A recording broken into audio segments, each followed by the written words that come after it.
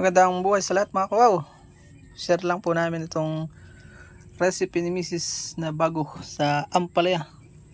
Dinakdakang ampalaya. Ito namang isa ay kinilaw. Yan o. Antayin po natin ang garnishing. Yan. Lalagyan po ng garnishing sa ibabaw na sili.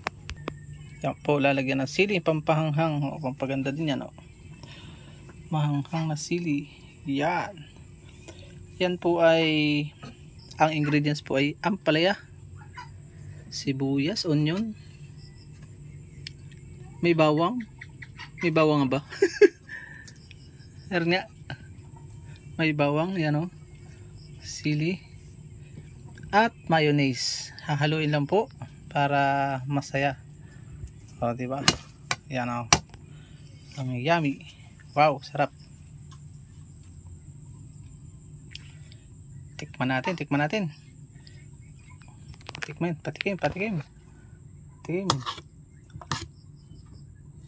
Oh, hindi pa natitikman, masarap na. Ang lasa nito. Masarap nga. Lagyan pa ng kalamansi. Easy to prepare. Napakasarap po. Healthy. Kailangan lang po ay organic yung gagamitin natin. Sariling tanim.